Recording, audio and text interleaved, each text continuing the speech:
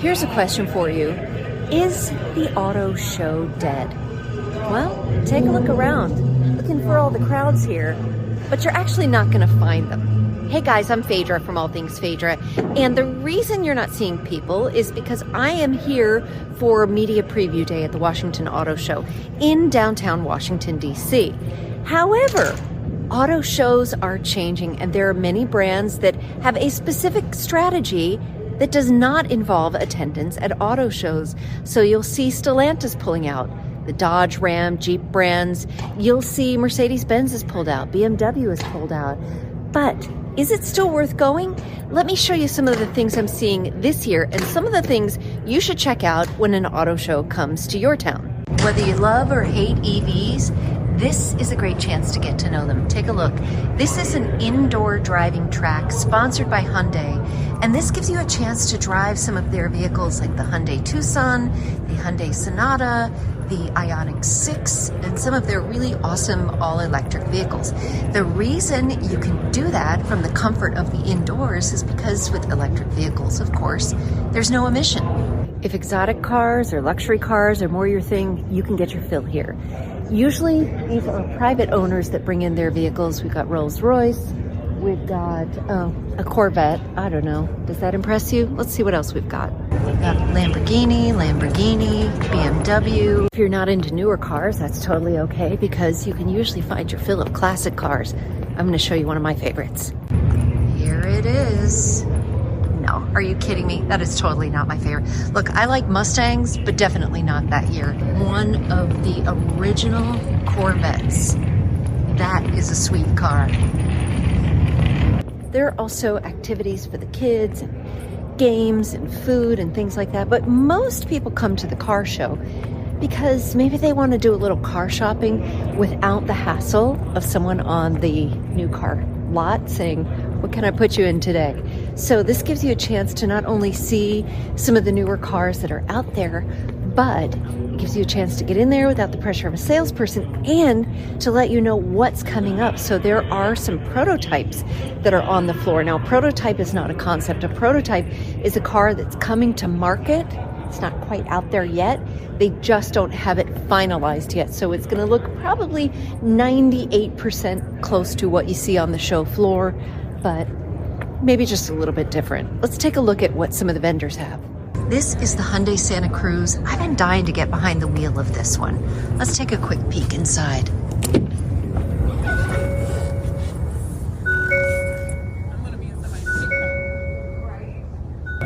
It's sort of like an upgraded El Camino. Hyundai's got a pretty good lineup. In fact, they said that they have had one of their best years ever. This is probably one of the reasons why the Hyundai Palisade, which I reviewed a few years ago. Let's look at this new Santa Fe. I love, love, love that boxy look. Let's take a peek inside.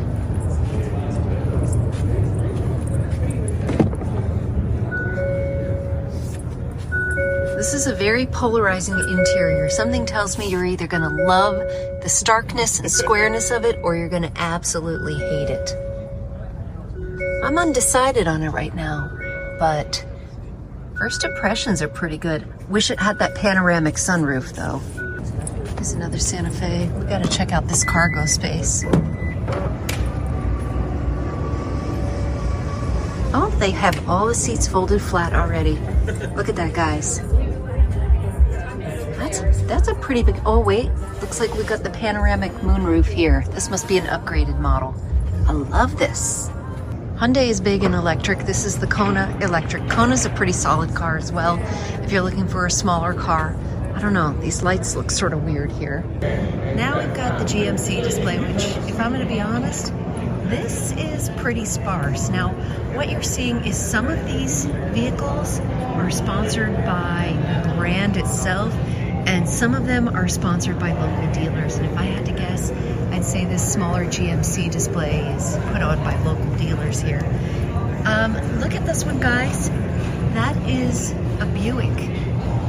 I never thought I would say that I like the look of a Buick, but I like the look of the Buick. And I love what they've done with their logo.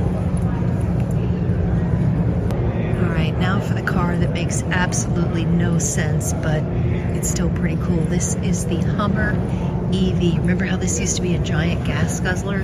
Now it's a giant electric guzzler. But it does give you significant range, 314 miles. Of course, this one's locked. You can also check out Subaru, which is smaller than other displays that I've seen at other auto shows by Subaru, but they get extra points because Subaru loves pets. They always bring adoptable animals here, including these others. And the cool thing is that if you sign a quick waiver, you can go in and play with the puppies, which, of course, I'm going to do that. This is the Cybertruck. I need to know, do you love it or do you hate it? I don't, it just, right now, just feels like a big dishwasher to me.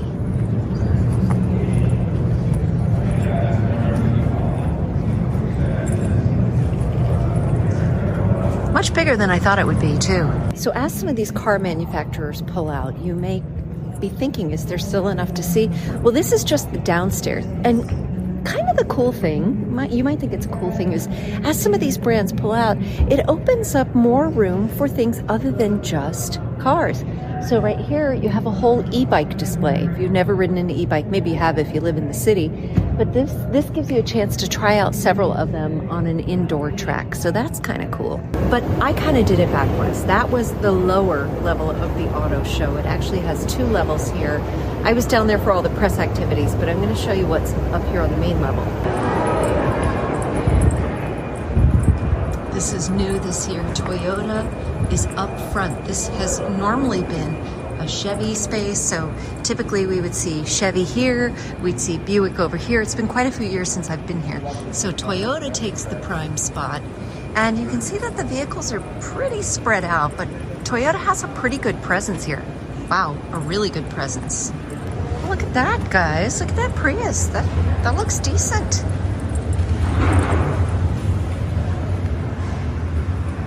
Still take the knobs out though, so no one steals it.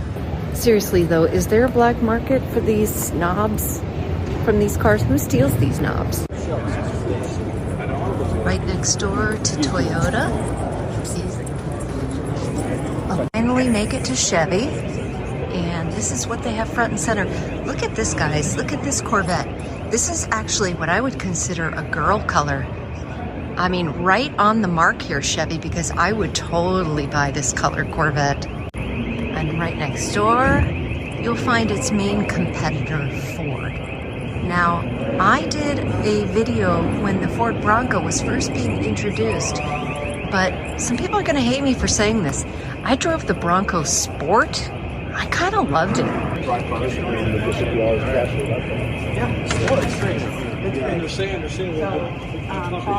Honda's got a pretty solid lineup. We've got the Passport, we've got the Pilot, we've got the CR-V, and they're still holding strong with their sedans. We go from Honda to its sister brand, Acura. I'm hoping you guys know these two are related. The only Acura I've ever reviewed was the Acura RDX, and it was pretty amazing, pretty high-tech vehicle. This is the MDX, which is one size larger. Now this one is completely new to me, the Acura ZDX. So as you guys have figured out, I don't keep up on all the automotive news. That's why I go to the auto show, so I can see what's new and what's coming. And this is good to know, especially if you're looking to buy something. It's good to know what's coming up. So if you want to wait to buy something, or you want to get some model end clearance. And in a markedly smaller display, we have Nissan here. The Nissan Pathfinder. This is special trim, Rock Creek. I love how rugged and durable this one looks.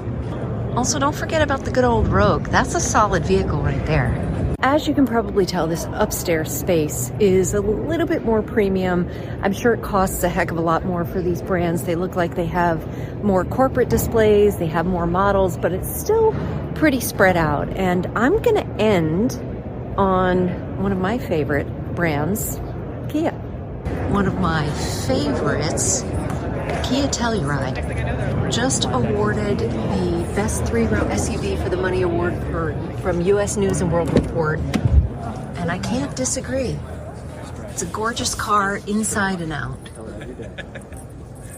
One I'm really excited to get inside, that is the EV9, the all-electric large SUV. Let's see if we can get inside.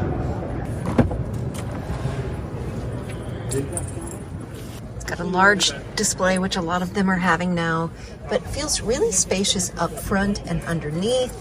And again, this is what's great about a car show is you can drive some of them, but you can really get in and see if you like the build quality, if it has enough room for you or your family or your pets or whoever you put in the vehicle. So that's going to be a wrap for me from the Washington Auto Show. It's going to look a little bit different in the next few days. You see they're setting up for the opening night event, which I think might be tonight. And that's when they invite people to come in and they have drinks, and I think they wear fancy dresses and stuff. And then it's open to the public. Now what's going to be interesting is in just a few weeks, I'm headed to Chicago for the Chicago Auto Show, which is one of the largest auto shows square footage wise. And we'll see the difference, but I hope this gave you a quick glimpse as to what you can find at an auto show and if it's still worth it for you. So are the auto shows dead? No, but they're definitely changing. Thanks for watching, guys, and I hope you come back and see me again. Be sure to give this video a like, please, and subscribe so you can come back and go on more adventures just like this.